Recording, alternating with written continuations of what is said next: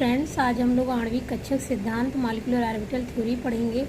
तो देखिए, इस सिद्धांत को हुंड और मुल्किन ने 1932 में दिया था और इस सिद्धांत का आधार उन्होंने परमाणविक कक्षकों का रेखीय संयोजन बताया था। मतलब एक तरीके से कहिए आप linear combination of atomic orbital. मतलब उसमें उन्होंने कक्षकों से संबंधित नियम दिया और उन्होंने ये बताया कि मतलब दो प्रकार के ऑर्बिटल होते हैं, एक प्रतिबंधित और एक आबंधित होते हैं। उन्होंने इस प्रकार से बताया।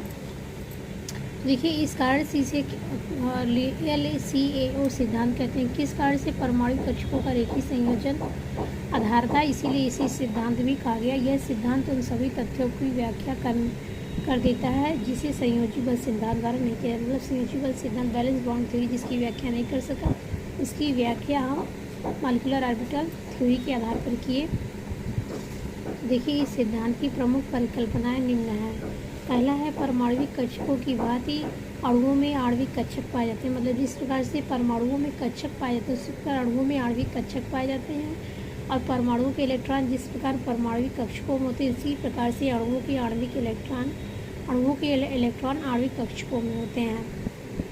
और उन्होंने यह भी बताया कि जब दो परमाणुओं के मध्य बंध बनता है तो समान ऊर्जा और सममित के परमाणविक कक्षक आपस में मिलकर आणविक कक्षक आते हैं। आणविक कक्षक परमाणविक कक्षकों के रेखीय संयोग से बनते हैं। आणविक कक्षकों की संख्या संयोग करने वाले परमाणविक कक्षकों की संख्या के बराबर।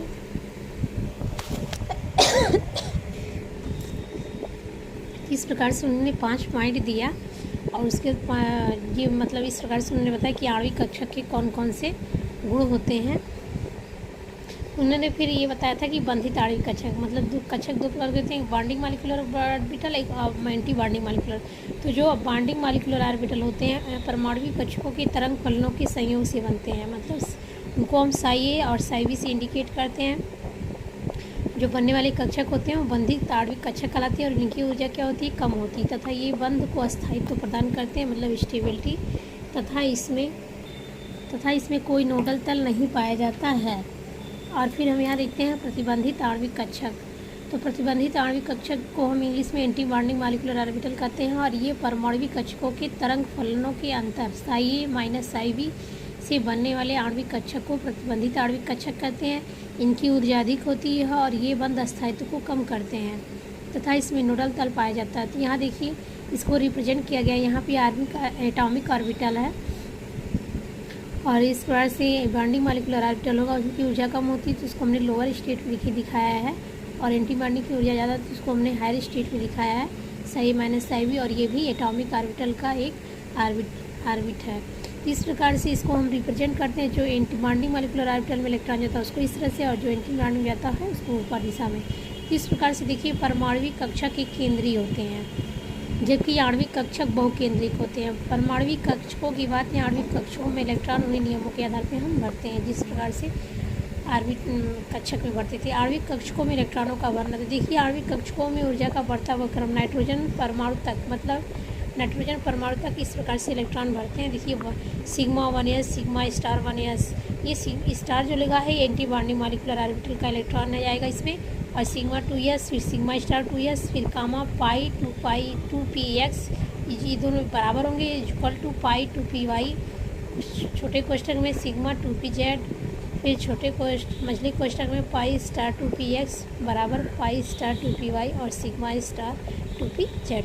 इस प्रकार से नाइट्रोजन परमाणु तक के लिए आणविक कक्षकों में इलेक्ट्रॉनों का भरना इस प्रकार से होता है। मतलब पहले इसमें सिग्मा 1s में जाएगा इलेक्ट्रॉन, फिर उसमें, फिर सिग्मा 2s में, फिर सिग्मा स्टार 2s में। इस प्रकार से सभी में इलेक्ट्रॉन फिलअप हो। और इस प्रकार से आपको यहाँ बताया गया है कि अगर जैसे 2p ऑर्बिटल है, 2p एटॉमिक ऑर्बिटल है, तो उसका इलेक्ट्रॉन इस तरह से फिलअप होगा।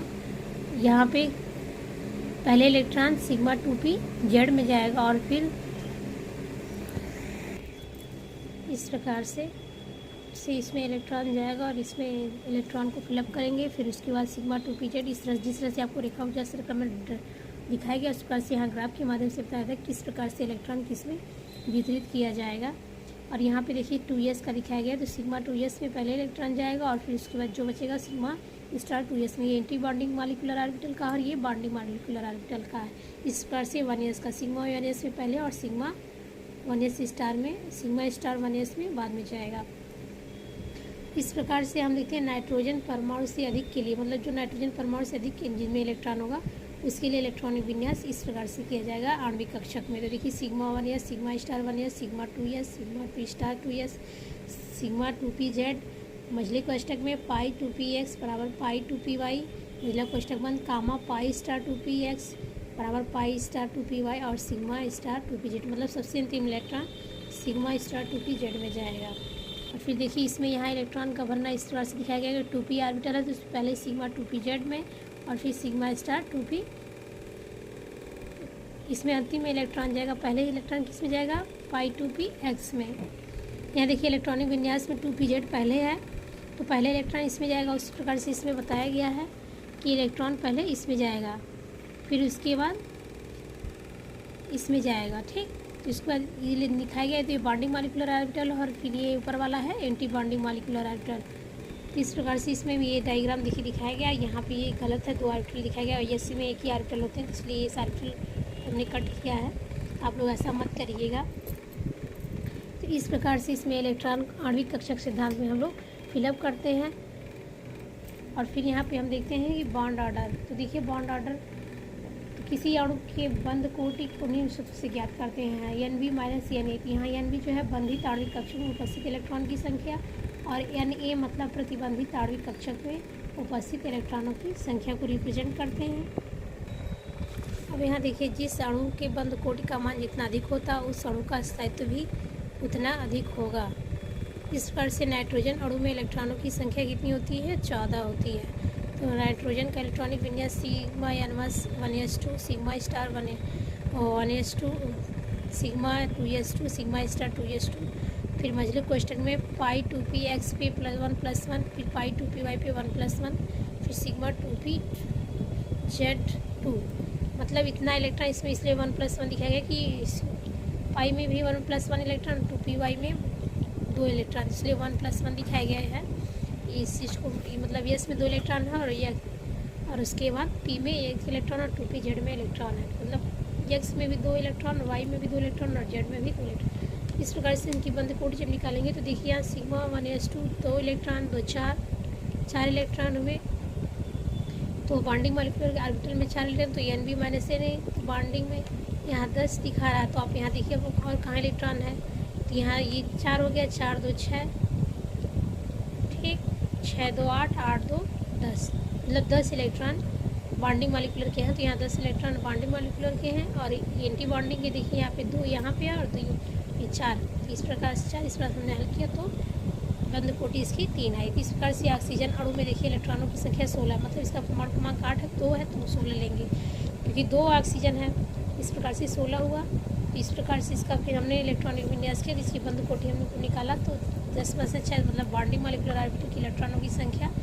10 होगी और एंटी बॉन्डिंग में यहाँ पे इसमें 6 आएगा जोड़ेंगे। तो देखिए यहाँ पे सामने है 2 2 4 और फिर यहाँ पे स्टार पे 1 इलेक्ट्रॉन, यहाँ पे 6 हो गया। तो इस प्रकार से 6 10 में में जाएगा तो 2 इलेक्ट्रॉन 2 बॉन्ड ऑर्डर इसका आएगा।